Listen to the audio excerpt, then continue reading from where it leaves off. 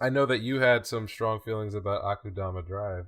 About Akudama, I did. Well, I saw your reaction, and Oh, I don't even remember. well, mostly related to like the death flags. Oh, yeah. I mean, listen, the conversation that Homegirl was having, that Courier was having with Swindler outside, I was like, that's like 3 whole minutes of death flags. Like right there. They literally just like, and looking forward into the future, and like, this is my aspiration, and I want to do this, and and I'm just like, okay, so Curry is probably gonna die before the end. Like, got it. Like, I understand. I actually really am enjoying Doctor basically like going up to Courier and being like, "You're not fooling anyone, Oh no, the bitch." swindler, right? Yeah. Oh yeah, Swindler. Yeah. Yeah. And I was just like, "Oh shit!" I But was that's like, actually hilarious. Like that's unintentional comedy, or I guess intentional on the writing. But like we know that she's not, or at least we yeah. think she's not. Yeah, which makes it wild for me because I'm just like, girl, no, you got this all wrong. She don't know what the fuck she doing. Right. It turns out that she's just being like a normal, nice person, and it's like, aha, we figured out your plan. That happened like twice in that episode, right? Didn't I'm actually enjoying Brawler as comedic relief. I like Brawler and who's the other guy? What's his name? His nickname? Hustler. Oh yeah, like those two together are like sometimes I'll just like read the double subtitle. Like the real conversation is the one that's at the top, but they'll be like talking to each other, and he'll be like trying to get out of like doing anything. Yes. Oh my god, no. My favorite part of the episode is when Swindler was like, "Stop bullying them," and then he was like, "What? You're oh no." It's when she first got in the way of Doctor and the twins. Yeah. And then in the background, Brawler goes, "Hey, are you guys fighting? I want to fight too." Yeah, like he's actually hilarious. I was like, bruh, now is not the time for this bullshit. But I actually was, the pacing actually on this one is not that bad either. I feel like with the introduction of like the head of the executioners, I think they wanted to make her seem a little bit more sinister than what actually how it came off. Mm-hmm. And so I was like, I mean, I'm not really afraid of her. I was like, she's just the boss and she's about to lose her fucking job. Yeah, it felt like a John Wick moment. Like when all I've never seen any of those. Well, when the contract went out and they started cutting to like all these different groups of executioners, all like and like you're like, here are all the villains that you're gonna see over the next like 5 episodes. And there was one group that looked like it was actually just a bunch of kids. So I was like, interesting. You can always tell when they're gonna show up is that everyone has different hair. Right? Like, and, oh no, I literally was just like, oh my god, look at these hairstyles. Like there was like, I think there was like one like white guy and like a black girl, but she had her back to everyone. But I was like, that is a black hairstyle. Yeah, once you start seeing like characters that have what do you call it? There's a word for it in like key animation, but like a feature that is how the animators are able to distinguish them from other characters when they drop them. Once you see anyone have something like that's distinctive at all, you're like, all right, we're gonna get to them later. Like probably we'll do an episode apiece. The business ninja this week, or he was injured this week, but next week he'll be the villain.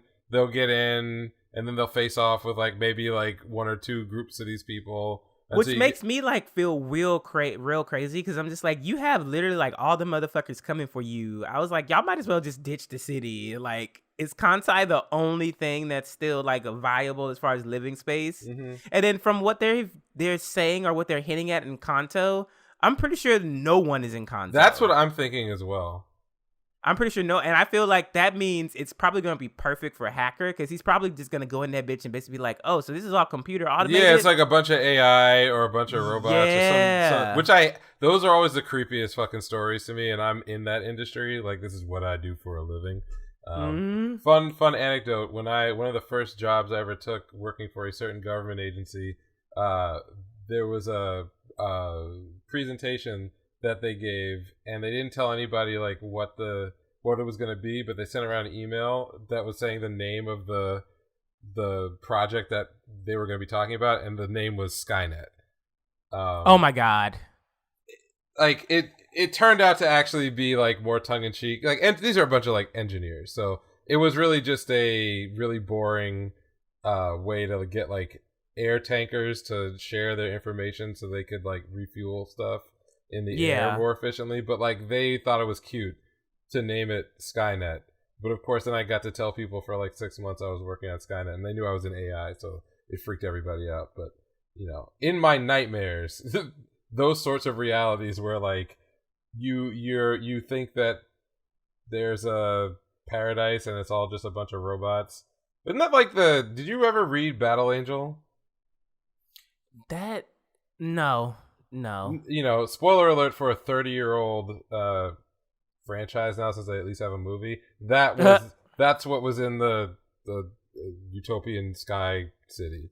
There's a bunch of robots. Everybody had their brains replaced. I thought that was the creepiest shit. And there was another manga I read one time, and I remember I was sitting in a Barnes and Nobles. It was like, I think it's was it Gray?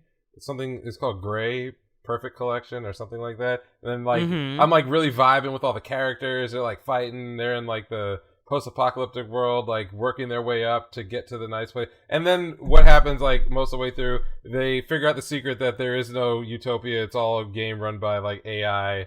And the moment they find out, they kill the main character. I was like, what the fuck? Like, can we not do this? So that's why remember I mentioned a week or two ago when they were in the station, I was like, this shit is fucking creepy to me. Because, like, everything they talked about, that nuclear war, they're two different cities. Like, then they get to the station that seems to be designed for people. There's not a soul in sight. It's a bunch of fucking robots. Like, I was like, I feel where this is going and I don't like it. That's my fucking nightmare. Let's not do this, please. I was hoping there'd be a person. So, yeah. So, I'm concerned that they're going to kill Brawler next week. Yeah, I can definitely see Brawler and the Executioner taking each other out. I don't want that though. Like, can we all just live? Can we like not? I mean, I thought that because you said it the other week. I thought that they were going to the Executioner and the girl. Do they even have names? Senpai and Dumb Girl. Yeah. Basically, I thought that when they got suspended, that was going to be the first like line of them eventually like getting together. Yeah, or like turning on the others. Yeah, that's what I thought. But apparently it wasn't. He basically was like, my honor, bitch. Yeah. I'm coming to fight. So to me, the only two outcomes, given what you've told me about like the people behind this, is that he kills Brawler. Brawler kills him, and then the girl, that's her motivation to kill Brawler. Or they kill each other, and then she turns. I can see that happening, definitely. But because they're losing members. To die. I don't want either one of them to die. I mean, well, it's Danganronpa. But does it have to be? People are going to start dropping like fries. I don't want to hear that shit. Not fries, flies. Well, that too. I don't want people to drop like flies or fries. Any kind of fly, any kind of fry. Yeah, this is ooh. Maybe it's because he like codes to black. So now I'm like, I gotta stand for my. Oh no, he definitely codes as like the only black person. Yeah. Like in that, or for me at least, especially with like his dreads and shit like that. I'm just like, is he okay? Yeah, that's what I mean. So because he codes black, now he can't die. I'll be mad. This is like why I quit Walking Dead. I don't put it past anyone. See, this is what Danganronpa does.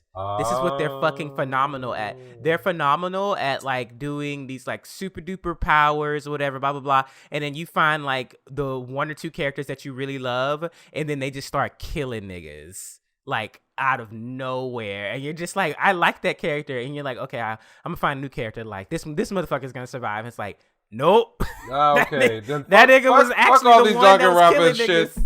Listen, you dragged me into this. It's your fault. I blame you. If he dies, it's on you.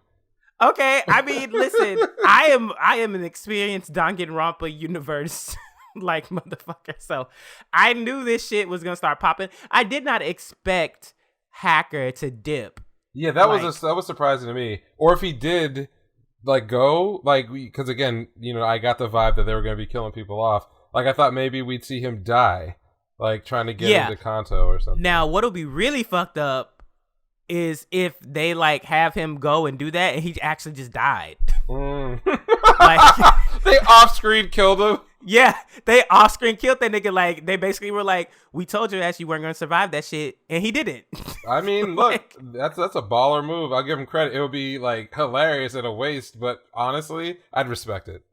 I would respect it too, but what I'm thinking is more realistic is he gave Swindler the fucking AI robot because he's still keeping tabs on them as he does his own shit. Yeah, I'm hoping that it's like it's a MacGuffin for a getting out of another problem. Oh yeah, no, yeah. I'm almost positive he's going to show back up, like especially because we did not see his death on screen. Correct. Yeah.